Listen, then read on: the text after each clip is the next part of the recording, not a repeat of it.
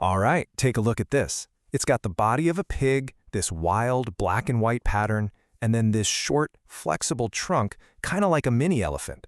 So what on earth are we looking at here? Well, let's dive in and find out. This amazing animal is the Asian tapir, and believe me, it plays a way bigger role in its environment than you might think. We're going to get into how this forest gardener, as it's called, literally shapes its world, and why, unfortunately, it's in some serious trouble.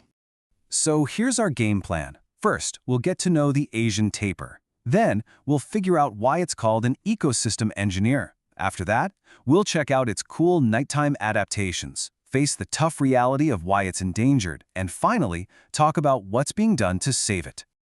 Okay, first things first. Let's get properly introduced to this gentle giant. This is Southeast Asia's largest native plant eater. Now, you might just skim over a chart like this, but check out that ordo, or order, Perissodactyla. That means it's an odd-toed ungulate. And you know who else is in that group? Horses and rhinoceroses. Yeah, seriously, this guy is more closely related to a rhino than a pig or an elephant. Wild, right? And here's what makes it even more unique. See, there are 4 species of tapir in the world. 3 of them, the mountain, the lowland, and Baird's tapir, are all found in Central and South America. But our guy, the Asian tapir, is the only one native to Asia. Oh, and it's also the biggest of the bunch. So where in Asia do you find it? Well, its home is the lush, dense rainforests of Southeast Asia. We're talking places like Thailand, Vietnam, Myanmar, down through the Malaysian peninsula, and over on the Indonesian island of Sumatra. Okay, now let's get to its role in the forest, which is huge. We call it an ecosystem engineer, and that's not an exaggeration. This quiet animal is absolutely essential for keeping its forest home healthy and thriving. And to understand why, you got to understand this key idea, seed dispersal. It's just what it sounds like, moving seeds away from the plant they came from. This is so important because it allows new trees to grow without having to fight their own parent for sunlight and water. It's basically how a forest stays a forest. And this is the tapir's superpower. It wanders through the forest, eating all kinds of fruits. Then, as it travels, it deposits the seeds in a new spot, complete with a little bit of natural fertilizer. It's a master gardener.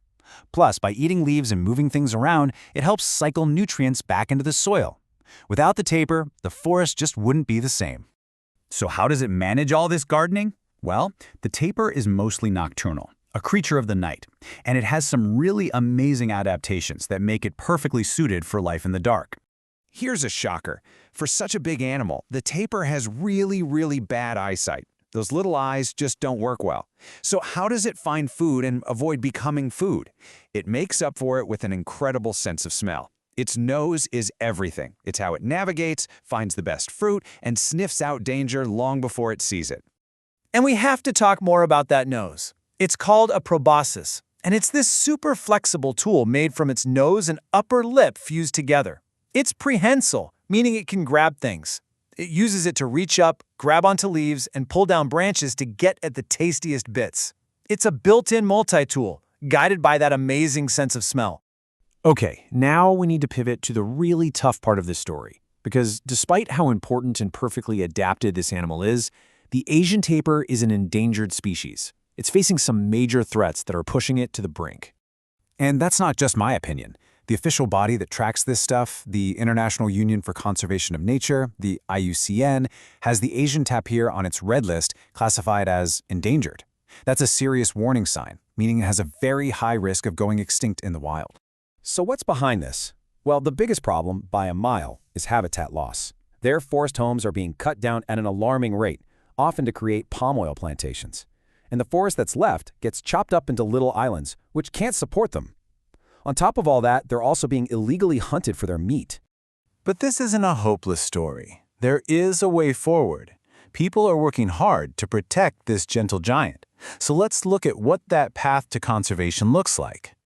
Generally, conservation efforts fall into 2 big buckets. You've got in situ conservation, which means protecting the tapirs right where they live, in their natural habitat.